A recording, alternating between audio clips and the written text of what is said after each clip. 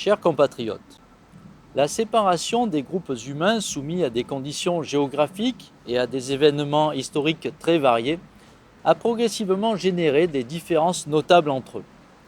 Au niveau physique d'abord, l'origine ethnique a souvent constitué un critère de séparation des êtres humains et engendre encore aujourd'hui des peurs, des discriminations et des conflits consternants. Heureusement, beaucoup de nations tentent de dépasser ce stade primaire et préfèrent se penser à travers des différences non physiques, celles qui proviennent de la transmission éducative. Ces langues, ces traditions, ces comportements, ces valeurs, ces œuvres, qui font le sel des nations, forment leur troisième dimension politique, la dimension culturelle. La culture d'une nation est difficile à définir précisément parce qu'elle évolue en permanence au gré des interactions entre les individus. À l'intérieur d'une nation, chaque être humain, consciemment ou inconsciemment, influence toujours un peu le comportement de ses proches. Certains, par leur position socio-professionnelle, par leur talent ou par leur notoriété, propagent des modes et des idées nouvelles susceptibles de faire changer le comportement global d'une population.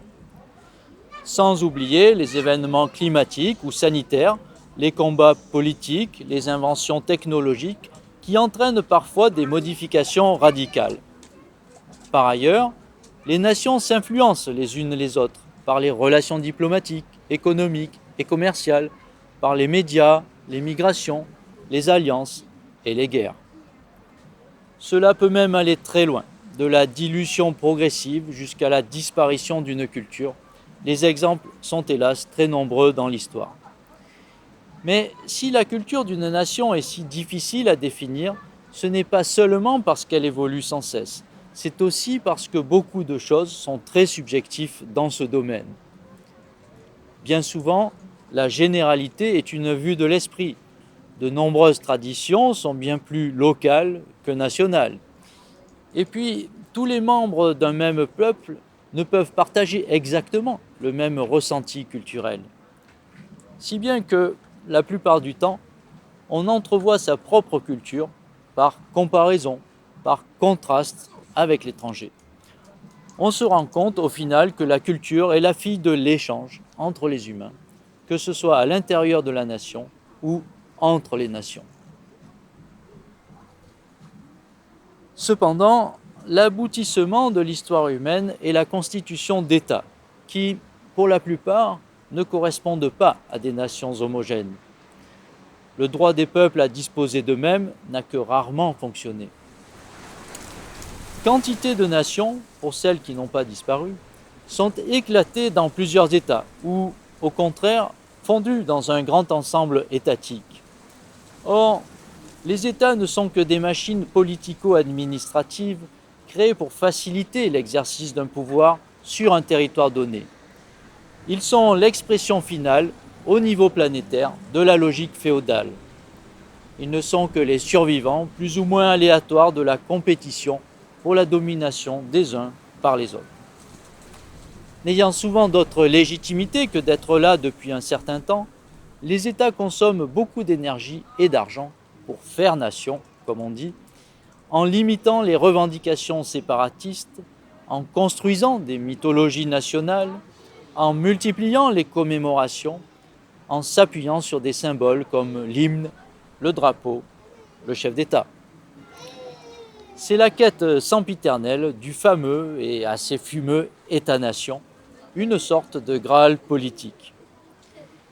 Il est important d'avoir un regard acéré sur l'État, ne pas être dupe de sa mécanique artificielle, ne pas ignorer les atrocités qu'il a pu commettre dans l'histoire.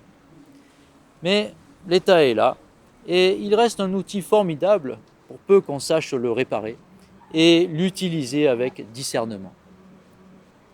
Pour donner à l'État la force et l'efficacité dont il a bien besoin dans un contexte géopolitique tendu, la cohésion nationale est une nécessité.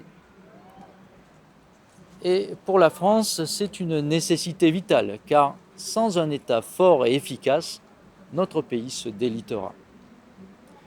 Pour renforcer la cohésion nationale, les cérémonies devant les monuments aux morts, l'apprentissage de la Marseillaise à l'école, les journées commémoratives et les musées ont leur utilité.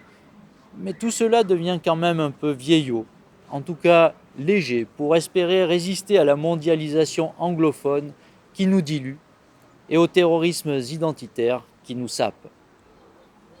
Heureusement, nous avons en partage un trésor culturel qui peut encore une fois nous réunir en favorisant l'échange à l'intérieur et vers l'extérieur. Je veux parler de la langue française. Elle est la véritable matrice de l'unité nationale. Comme je l'ai déjà dit, l'école obligatoire, après l'humiliante défaite de 1870, avait pour objectif premier d'apprendre à tous le français, dans une perspective essentiellement militaire et nationaliste. Cela a fonctionné et cela a réellement soudé le pays. Car le français n'est pas une langue comme les autres. C'est une langue de poésie et de diplomatie, comme le reflet du carrefour géographique merveilleux d'où elle a émergé. Son harmonie sonore, son caractère féminin, sa subtilité, sa logique lui ont permis d'être la langue internationale jusqu'à la Seconde Guerre mondiale. Qu'elle soit aujourd'hui supplantée par une langue utilitariste comme l'anglais en dit long sur l'évolution de notre monde. N'est-il pas scandaleux d'entendre certains de nos propres dirigeants politiques se gargariser d'anglicisme ? N'est-il pas triste de voir partout tant de désinvolture par rapport à l'orthographe et à la grammaire ? En tout cas, pendant des siècles, parler français a été considéré dans beaucoup de pays comme une marque de civilité. Alors, mesurons notre chance. Soyons fiers de parler cette langue à nul autre pareil. Connaissons-la, chérissons-la, battons-nous pour qu'elle vive et qu'elle nous fasse vivre. À cette fin, je propose de mettre en œuvre le projet Étymologie. Je rappelle tout d'abord que l'étymologie est la science qui décrit la formation historique des mots. Par exemple, le mot fromage dérive en fait de formage, que l'on retrouve dans fourme, du latin forma, qui signifie le moule. C'est marrant, mais pas seulement. On peut faire ça avec tous les mots, mais aussi avec toutes les expressions. Pourquoi paye-t-on avec des espèces ?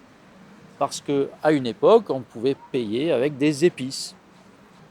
En fait, l'étymologie permet de travailler l'orthographe, la grammaire, le latin, le grec, la linguistique, les langues étrangères.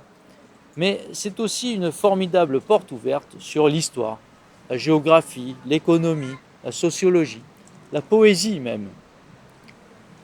Le projet Étymologie consiste à introduire l'enseignement de l'étymologie dans les programmes scolaires de l'école primaire jusqu'au lycée. Cet enseignement sera confié aux professeurs des écoles et aux professeurs de français. On peut imaginer aussi que les élèves soient invités à construire de nouveaux mots pour désigner les choses nouvelles, sans avoir recours aux mots et expressions d'origine anglo-américaine. D'une façon plus globale, l'enseignement du français sera renforcé dans les emplois du temps des élèves. Voilà, la clé politique numéro 6, c'est la dimension culturelle, à travers laquelle une nation s'exprime, se vit, se ressent. Ne cherchons pas à définir la culture française. Les étrangers le font pour nous. De toute façon, la culture passe avant tout par l'échange entre les individus. Elle évolue, elle fluctue. Mais elle reste le meilleur outil pour renforcer la cohésion de l'État-nation. Alors, appuyons-nous sur une valeur sûre de notre culture, notre plus belle ambassadrice, la langue française. En la respectant, nous nous respecterons nous-mêmes et nous nous respecterons les uns les autres. Je vous remercie de votre écoute et je vous donne rendez-vous le 14 septembre prochain, exceptionnellement non pas pour la clé suivante, mais pour une allocution de rentrée dans laquelle j'exposerai notamment mon point de vue sur la situation politique actuelle. Je vous dis donc à bientôt.